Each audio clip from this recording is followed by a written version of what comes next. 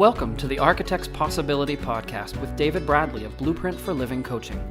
Each week, we connect with design professionals, just like you, who are using their creativity, leadership, and passion to make the world a better place in ways both big and small, every day. Now, here's the host of the Architect's Possibility podcast, architect and executive coach, David Bradley.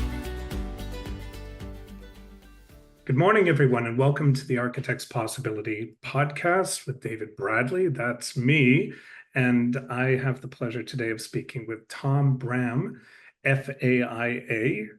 Tom and I have known each other over the years in various different capacities. Welcome, Tom. Great to have you here. Thank you, David. It's great to be here. This has been a long time in coming, I think. We met each other, years and years and years ago, back when we were maybe 10. No, I'm just kidding. Yes. I'll go with that. Tom and I were both active on the board of directors for AIA Illinois, and he served in the president's role. A few years later, I served in the president's role, and we were both very active with AIA Chicago as well. Over the years, we got to know each other, and eventually, once I started my coaching practice, Tom was kind enough to trust me to coach him and provide some guidance and advice with his career. So Tom has been both a friend and a colleague and a client, and I don't know if there's anything more that you want to add to that. Well, I would just say that, the coaching thing, helping me when I was first contemplating the FAA application is something that I'll forever be in debt to you just for the push to get it done. And here we are. So I appreciate that.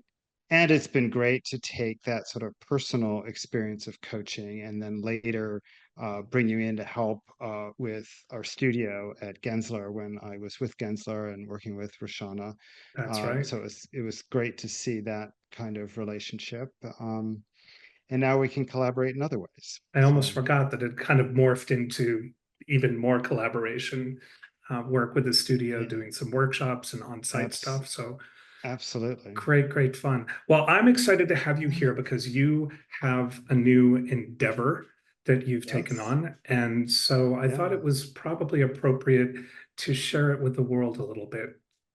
Perhaps could you maybe give us a little bit of your background so that we've got some context and then we can dive into that conversation? Yeah, for sure.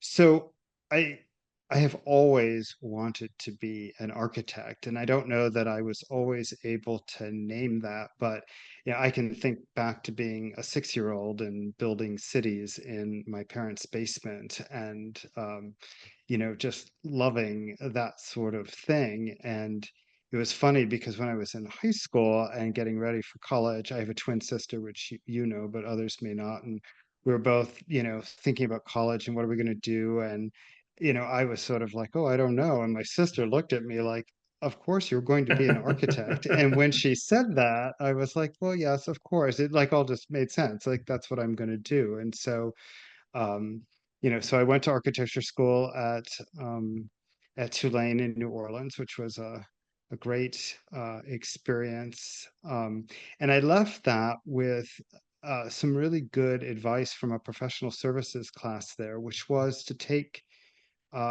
your time and be really thoughtful about what your first job in the profession is, because it sort of sets the pace for everything else. And so I took that to heart, kind of much to my parents' angst in the beginning, and just spent a little time thinking about what kind of a firm did I want to work for, what kind of work, that sort of thing. And so I went to work for Holabird Root eventually in Chicago, a sort of old Chicago firm, and it turned out to be the kind of perfect experience. It was big enough to really have some interesting projects and to work with really talented people, but not so big that I didn't have any opportunity. In fact, I look back on that experience and think that, oh my gosh, I was given and trusted in roles that I would never trust somebody that young and inexperienced in. But it was fantastic for me, and I stayed at my first job for 9 years, which is ridiculous, and I sort of just forced myself to try something else. And so I ended up moving over to Perkins and Will, another great now worldwide firm, but at the time a Chicago-based firm, and sort of built on the science tech and higher education work that I'd done at Holabird Root, and sort of morphed that into more sort of research-based science and technology, but more national work, international work. So it's just a broader sort of application of that. And then uh, the guy, Joe Chronister, who had hired me at Perkins and Will, moved over to CUH2A, which was a Princeton, New Jersey-based firm focused only on science and technology, and is today part of HDR. Hmm. Um, Reached out and was curious if I was interested in moving over, and so I did move over, and again, that was, keeping with science and tech, but really focused more on public health and national labs. So another sort of shift there. But it was also really the moment where I shifted from um, design and project architect kind of work into management. So it was a great opportunity to do that. But about a year after I joined them, they decided not to keep their Chicago office. And so while I was offered an opportunity to move to the other office, I didn't want to leave Chicago. So it had me looking for other opportunities. And so that's when Carlos Martinez, who I worked with at Holabird Root and Perkins and Will, had gone to Gensler. And so through him, I ended up moving over to Gensler, and it just goes to show you it's always about relationships. But Gensler was an interesting move because they weren't big at science and tech at all, and higher education was just a little bit, and they'd only been in Chicago for I don't know, 3 or 4 years, and so it was very much a burgeoning firm. But there just seemed like there was so much opportunity there. It just the chemistry felt really great, and it gave me a chance to really broaden the kinds of projects that I worked on. And it gave me an opportunity to move not only into project management, but into firm management, studio management. So, um, and I was at Gensler for almost 18 years, so a long time. And I was in Chicago for 12 of those years. And then when we relocated to San Francisco, I just did an internal transfer to the San Francisco office of Gensler, um, which is where I was running a studio that you helped coach some of our leadership team in. It was a studio where we were definitely trying to do some turnaround. I So love I love hearing, because I know some of this and I've forgotten some of yeah, this as well. I right, love hearing right. the professional arc that you followed, especially the Mm, fact that your parents' advice at the very beginning about yeah. being very intentional. And it even sounds like every step that you made sense. Like it was an intentional thing for you to go from one firm to the other. And you ended Hmm. up with, frankly, a resume of a who's who in American architecture. So that's pretty cool.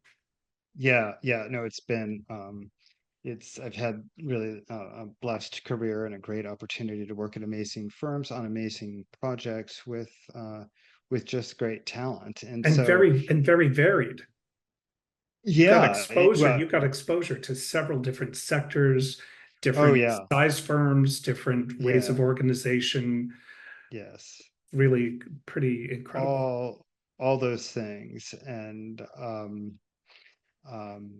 yeah, and really the thing that I think I loved about Gensler the most was that I got exposure to how to run an architecture firm, because I think bar none, Gensler is the best run design firm in the world. They Hmm. really know how to do it, and not from a bean counting perspective at all. It's really a very strategic way to be effective. Hmm.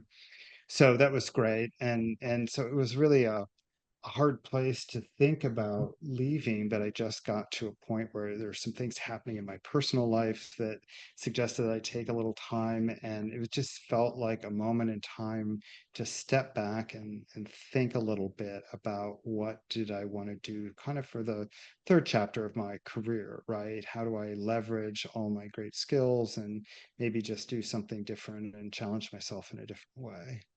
So where did And that so lead you? well, so that led me to starting my own consultancy, cleverly called Braham Inc. But it's really focused on helping both firms and firms that are sort of mid-size at 20 to 60 to 100 kind of person firm, similar to the size of studios that I led at Gensler. Um, Helping them and helping large project teams, because I also had the opportunity at Gensler to work on some really incredibly large projects. So I learned something about how to uh, build and manage teams in that kind of dynamic. Hmm. Um, so Bram really allows me to emphasize some of the things that I do best in terms of bringing harmony to process and trying to get the process to be as good as the design. There's so often we've done some great designs, but the process was just so hard for us, for our client, and it's really so much better when we can get both of those things to be really great, and to just help other people learn how to do those things better and have better outcomes so they can do the thing that they really want to do, right? Most architects go to school and they learn how to design and build buildings. That's what they want to do, and they don't learn very much about business, and they're not really that interested in running the business. So What have you brought with you in the formation of Braham? What informed the formation of it, the founding of it? yeah, Because I know a lot of people that kind of hit that point where they're thinking, I, it's time for me to make a change. I need to make a yeah, shift. And yeah. you have to draw upon experience and also just going with your gut. Yeah, yeah, following your gut is always a good thing. But you're right, it wasn't like a light switch of, oh, I know I'm going to do this when I walked out of Gensler. I spent a lot of time just having conversations with people about what they do, what I might do, what they think I might do, and it just some time to sort of reflect. And I think one of the key bits of wisdom that I got from a woman named Pam Tushner, who I served on the national AIA board with, who's a regional principal at DLR Group. We were just out to dinner with Greg, my husband, and her husband Mark. We were just out to dinner, and it was in this transition period. And we were just talking, and she's like, you might want to try other things, because I was talking a lot about trying other things, but she's like, but don't stray from your core competencies too far. And Hmm. it was sort of that kind of clicked for me that um maybe this kind of a consultancy thing is a way to have more control over who I'm working with, when I'm working with them, all those sorts of things, and in what capacity, but just leveraging um, all of my years of experience and the kinds of skills that I've developed in that time. Right? Taking the wisdom that you gathered and coalescing it into a particular philosophy, a particular approach to how you wanted to show up and support these different Yeah, architecture firms. exactly, What's exactly. so you went through this process, this sort of pulling together all of your Discernment, thoughts yeah, around it, right? And grounding yourself and figuring out exactly where you wanted to go. What does Bram then offer? Like, what's the core philosophy of Bram? yeah, I, yeah, I uh, a lot of this is informed by my experience at Gensler. There are so many transferable sorts of uh, ways of doing things and thoughts that they had, but also a little bit from my dad. He was not an architect, but he was a very successful businessman for decades, running a small business. And so, I've sort of boiled it down into three what I call pillars. The first is to have a clear vision. The second is to know your metrics. And the third is to cultivate a people-centered culture. And really, the fourth aspect to that that cannot be forgotten is client relationships. And so, um, at the risk of sort of taking the architectural metaphor of pillars too far, I sort of think about the client relationships as the cornice that connects those pillars, because there's aspects of client relationship in each one of those. It touches on each one. What was the Yeah, wisdom that your absolutely. dad So, brought to the table with um, his I, business experience? it's honestly, there is a little bit in all of it. He was such a people uh oriented kind of guy. He was in sales, and um, he, brought a certain sense of joy and humor to things. And so obviously he was trying to sell things, but he just sincerely and authentically liked people and liked helping them. And so there is a lot of that in the culture part of it, and just the business acumen of staying clear on what are our metrics and how are we doing, and are we focused on the thing that we should be focused on, which is really the vision. So there are aspects of all of it that I think um, um, come from him. I'm curious, when you speak about the three pillars, is there one in particular that most firms get right, and one in particular that most firms, in your opinion, struggle with? um, Probably the one that most firms struggle with and get wrong is knowing your metrics. But Hmm. I would say that this focus on a people-centered culture is without a doubt the most important. I mean, they're all important, but to the extent that we have to say one is more important than the other, uh, that that culture pillar is the most important. So let's start with the one that people get wrong the most, because All that's the right. most interesting, right? At the outset, because of Yeah. that specifically. Yeah. Talk to me And about knowing your metrics, and why is that? Why do you think that's so difficult for architects and architecture firms in general to master? well, two reasons is architects aren't accountants, right? We get no training for these things. And even architects that become managers, whether of projects or studios or the office, there's so little training. It is so um, by the seat of your pants and just natural. It shouldn't be that way. And it's one of the things that I hope I can do with Braham, is to help people actually learn how to do that better, right? Instead of Right. just making it up. But uh, there is that aspect. And then uh, the other reason is people, I think, tend to make it too complicated. I think part of Gensler's brilliance is the simplicity with which they think about that. And I guess that maybe the third thing really is um, sharing the information so that people know it, and to have a system to do that. And so, I mean, the secret to Gensler is they shared everything. They had a financial system and a series of dashboards that anybody in the firm, whether you're a studio director or project director, anybody could go in and look at the performance of a project, the performance of a studio, the performance of an office, or the firm overall. So it's all there to be looked at, and they were great at understanding these are the three things that we need our project managers and our project teams focused on. If they know these things and if they make those metrics work, then everything else will fall into place. And they have a way to sort of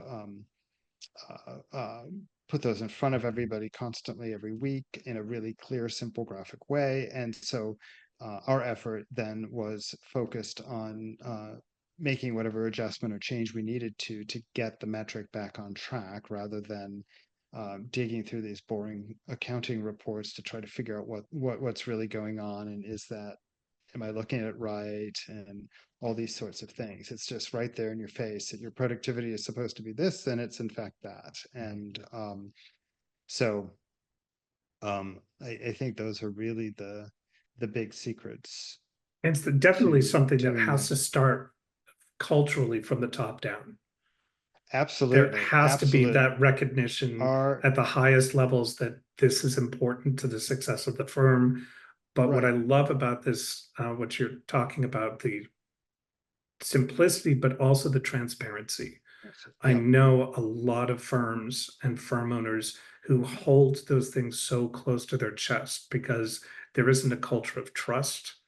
right, There's some kind of understanding that if we let our employees see the numbers, right, things are going to fall apart. I don't know exactly what right. the fear Well, is, but yeah, then we have to own up to what we're maybe sharing with the employees, whether we're how we're compensating them, all those things, right? right, it And takes some and courage. there could be just a little bit of I suppose embarrassment in that, right? If things aren't going well, it's like, oh, I don't look like a great leader, right? But Right. um yeah, not only sharing those, but I would say the other wisdom that Art Gensler had was um is really enrolling people in having that performance be what we want it to be, because they share in the success. So Gensler's compensation system was different in that there were bonuses, there was employee stock ownership.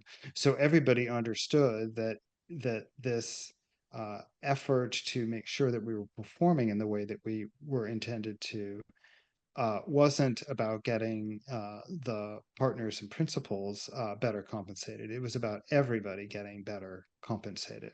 Yeah, So my experience in one that's of the huge. firms that I worked with was nothing was shared ever.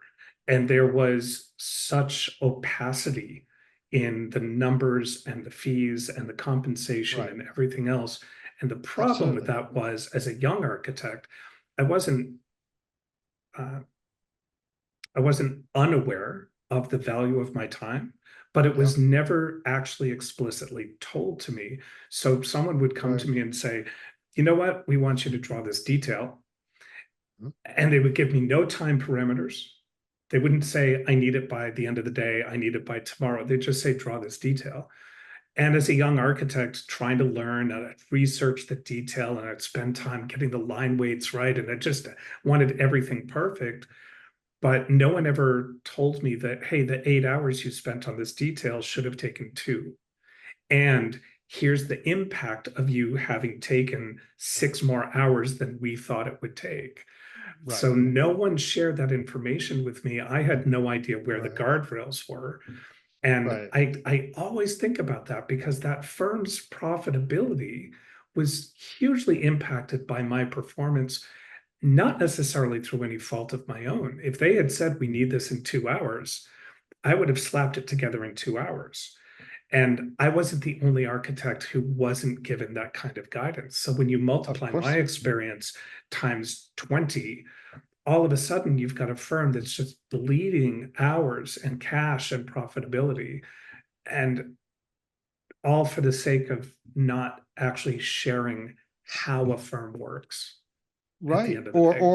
being willing to have a conversation about any of that, right? So in that case, the owners are just frustrated because, oh, everybody just takes so long to do everything. Well, Right. maybe you never actually told them what your work plan allowed for that, right? Right. Right. And if you share that, we can do that. And I mean, there are a lot of times where I created a work plan to do things, and my staff would come back to me and say, you know what, I see this, I understand it, but I can't do that in this, right? But Right. I loved that kind of feedback, because then we can have a conversation and figure out, all right, what what else could we do that we could get done in the amount of time we have? Or is there a way to, if it's really important that we do that and that needs more time, then where else could we Mhm. adjust? But we're having a conversation about it, we're planning it in advance, and we're all involved in it, right?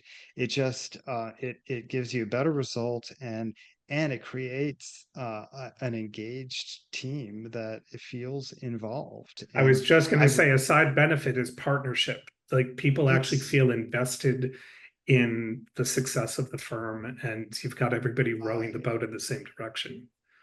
I was on a webinar this morning about recruiting staff, and they were reviewing a sort of survey of people, and a key thing from particularly from younger staff in that 5 to 9 years, but every level of staff, was they wanted to be involved and feel a sort of engagement with the firm. They don't want to, especially the younger generation, they don't want to just feel like I'm there drawing details and I Blocking don't know hours, why, I don't know where it's going, and right? nobody's interested in that.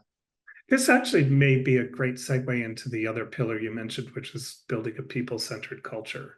Yeah, How yeah, does that how does that all tie in as part of it? yeah.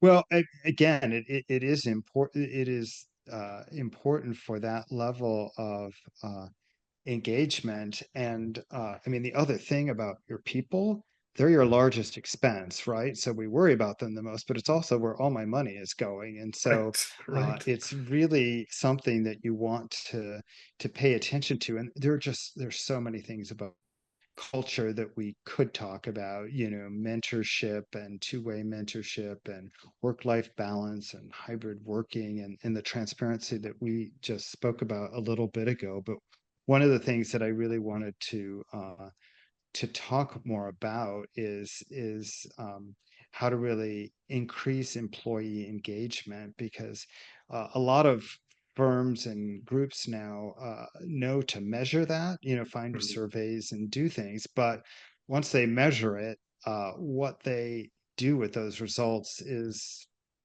questionable, right? We get it, and maybe it's what we hoped. Probably it's less engagement than we hoped, and we talk about it, but then we put it on the shelf and move on and hope that it's better next year somehow by magic, It's a right? different kind of And metric, actually. Right? it is, but we really want to focus on that. And I've been really interested lately in this idea of ensemble. You may or may not remember, but I did improv training at Second City That's right. when I was in Chicago. And, I started that just because I love comedy and humor or whatever, but I really learned there's so many aspects to an improv troupe and an ensemble that are applicable to business. And in fact, Second City does some business consulting because they know that too.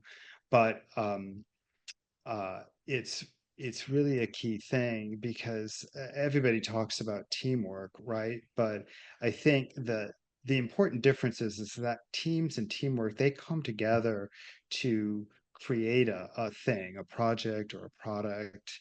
Ensembles are focused, yes, on an outcome, but they're focused on the individuals, and that sort of healthy working relationship, and really understanding each other in a way that allows us to work better together.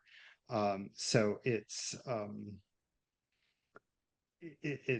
really something that I've been focused on. And so then, of course, the question is, so what do I do to create ensemble at my firm, right? Right. And They're going to be doing um improv. well, maybe, but I think I've done some improv exercises at Gensler and other firms. But I think before we get to that, I think spending some time making sure you really know your staff and that they actually know each other is a really important first step to that. So and you and I've talked a little bit about this, but there are a million kinds of surveys that you could use to do that. There's Myers-Briggs and DISC and all these Right. um, Assessments. ways assessments, and it doesn't matter a whole lot maybe which one you use. I've done so many of them, it's fascinating to me how consistent the result is. But Mhm. I've been really excited about this one called Working Genius lately, only because the uh, the results of it are so sort of clear and obvious to teams. There's It's a really quick assessment, and they've sort of identified that there are 6 characteristics to any kind of a project team, whether it's design or anything else: wonder, invention, discernment, galvanizing, enablement, tenacity, those things. And so they in this evaluation, they sort of determine which 2 of those things constitute a particular team member's working genius. These are the things that you really should be doing. And then there's 2 more things that are what they call your working competency, things you're good at, but they don't really, that's not where your passion's coming from. Mhm. And then the last 2, and this is actually the thing I love about it the most, are your working frustrations. So those are things that really bother you and frustrate you, right? So knowing that kind of information about your team and them knowing it about themselves um, would really be informative to how your teams are formed, right? And it doesn't mean that you're going to be firing people, but it might mean that I'm rearranging people, right? And we've all been in situations where we've discovered that we have a team member who's been doing one thing and it's not going well, and we finally realize that, oh my gosh, we just have them in the wrong role, right? That That's there's actually the another thing thing. when you describe this working genius, the thing that I find uh, compelling about it as an assessment tool is that it's the results come out in a form that are easily understood by the members of the team.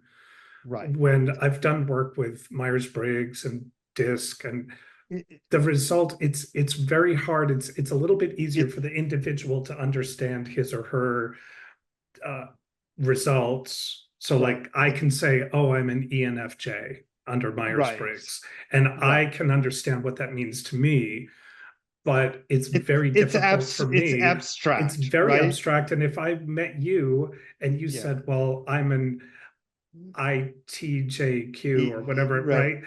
Right. I it's not actionable for me because I don't understand what that means. With Exactly. this, at least not only can the individual who's taken the assessment understand where their strengths and weaknesses are, but it's also easily identifiable for the rest of the team. So to your point, Exactly. people are more apt to step in and say, oh, actually, we don't want to put this person in this particular role because that's not their strength. Right. That's right. Right. So I We like that have, about, yeah, that's yeah. exactly what I like about it too. But anyway, whichever technique and assessment you use, but I think um, spending enough time to make sure that you and your team actually know each other Mhm. and understand those things is key to working together as an ensemble. And then you can do other things, including improv exercises, all of which are really good at helping people be present to one another.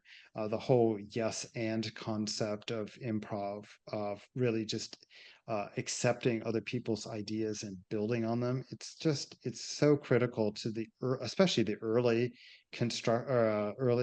design process, just to not shut people down and let it go where it's going to go. And but they're hard to do, right? Very simple concepts, but I hard was to just thinking it's something consistently I think would be fun to exercise. explore, and it would push me way outside of my comfort zone.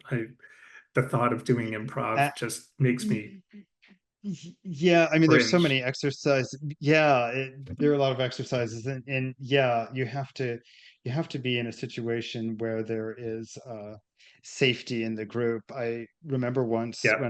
in the Chicago office when I was in the improv program, Lamar, who was the managing director at the time, asked me to lead a session for a program that they had that was really about building client relationships. But So I was excited to do it, and I got a person who I was in my ensemble at Second City to come help me with it. And when we sent it out, there were all these people, particularly principals, who, emailed back that, oh, I want to come watch that. And I'm like, mm-mm-mm. No watching. Everybody Right. in the room is a participant in the games in the session. Nobody is just watching this. All of a sudden, not quite as much interest, but Which points uh, to something about the culture too that may be holding the firm back eh, at a absolutely. higher level, right? When Yeah, for sure. Although people, there can be some fear and discomfort about it. But sure. of all the people that started the session with me, there was only one person who sort of panicked and walked out of the room. But um, anyway, but it was really fun, and uh, I think helpful and valuable. So much of this is about building this people-centric culture, and yet to your third pillar, having a clear vision, you can't do any of the people-centered culture unless you start. I'm presuming that's actually where you need to start, is with a clear vision. Absolutely.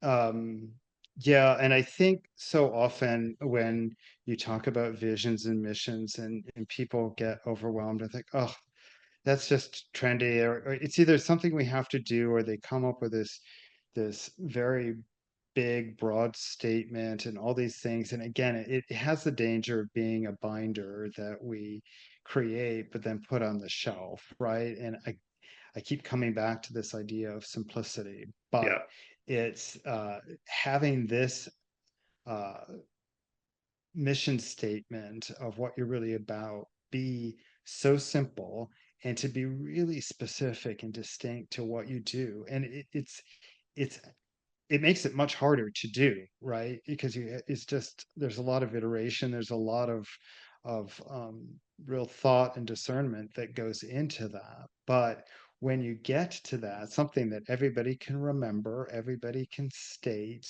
and everybody really believes, um, then we can all go back to it, because these things work the best when we actually use them, right? We sure, use them right. to evaluate, is this the right client for us? Or we're a board, we're a leadership team, whatever it is, we're making hard decisions, and we're looking at our mission and our values and trying to decide, is this the right thing to do? But we have that objective thing of, we said we wanted to do this, right? So does this situation fit that? Yes or no? Hmm. And so again, I think that having it be short and simple is what makes it useful. And yeah, they can be revisited over time. They grow, right? But and I also think that it's just, again, to tie in that client relationship piece. Um, uh, Clients have their own mission statements, they have their own values, and so they're really interested in understanding ours, right, as we are in theirs. And so we're looking for alignment. They're not identical, they don't have to be the same, Mhm. but we can see that they're aligned. And so it's worth sharing those things in proposals and your website, to be public about it and intentional. And living it. Yeah, Yeah, absolutely. Living it. Again, it doesn't want to be this thing that is, we created because we're supposed to have one, and we check that box, um, and then we'll be more profitable. It's not quite that, but right. people need to buy into it. Yeah, I also think it helps in a recruiting front, right? People want to know what you're about, and just that align with what they're about. I think especially the younger generation that are really focused on these sorts of issues. So it just helps on every front. So in that sense, it is like the thing to start with. so if a firm is looking to improve upon these three pillars, having a client-centric culture, knowing their metrics, and having a clear vision, where would they start? What's Well, the yeah, process? we generally want to start with something we call a current state assessment. So it's just sort of diving in with them to understand where they really are, right? Hmm. And again, they may have some of these things, but what they have is too complicated or not specific enough, or just old or out of date, or there may be that they're killing it in one or two of the pillars, but they totally aren't doing anything in the other. So just spending time on a sort of current state assessment and um, getting an understanding of where they really are. And the other part of that is sort of working with and interviewing everybody that's in the leadership team so that they are actually all aligned on where they're at, what they want to do, and that they can see the gap, right? Because if they don't sort of see what is their gap or what they could do to be more effective, then everything you might suggest or start to put into place to strengthen that um, doesn't have traction because there's not enough engagement. So making sure that you're helping that team, whether it's a firm or it's maybe a large project team, to get alignment among that leadership of where do we see the gaps, what are the things we need to work on, and then we can, dive in and figure out what the best way to work on the thing that needs working on In really your is. experience, what's the thing that most gets in their way in this process? Um, I think uh yeah, it's maybe two things. One is alignment among them.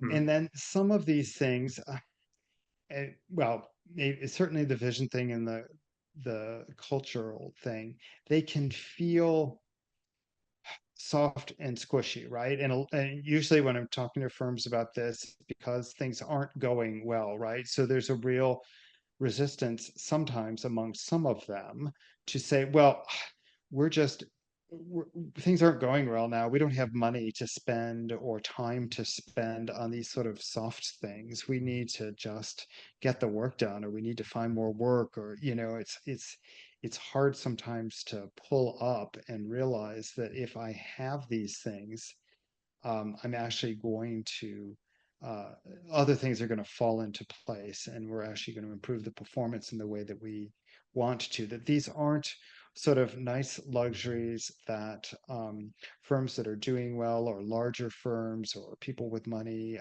have the luxury of doing. Hmm. These really are fundamental ways to perform better. What are the red flags that a firm should be on the lookout for? The thing that would actually say, hey, you know what? We're not doing as well as we think. Or because I think a lot of firms sort of stumble along and you don't know what you don't know. Right, So right. are there certain things that firm Uh, owners should be looking for that would have them say, Absolutely. like, we need to call Tom? Absolutely. I mean, I think it certainly, are we able to recruit the talent we want? Are Hmm. people leaving? What is the level of engagement of the people that are there? I mean, how's the morale and the culture? If it's if people enjoy doing what they do, are they doing the work they actually really want to do? Or are we doing a lot of things because that's what we can get? Or those sorts of things. That's the biggest. I mean, obviously, financial performance is always a potential red flag, but I think it's Sure. it's really about people and and whether you can get the clients and the projects that you want. Hmm. That's true. And I think those things, it's kind of like the pillars are the foundational part, and a lot of the things that you just mentioned are manifestations of the problem that somebody Yeah, might see and sometimes yeah, think, well, oh, we're having trouble with uh, employee retention. and they'll work really hard to try and increase the employee retention without actually stepping back and looking at, well, what's the actual reason? Is it something Absolutely. very surface, or is there something more significant going on? Fundamental. Yeah, thanks. Yeah. So, Yeah, absolutely. well, so Tom, how do people reach you? How would they engage with you if they're finding Um, themselves in this conversation? They say, "Oh, we need to talk with yeah. this guy." I have a website, brahaminc.com, that they can go to. You can find me on LinkedIn.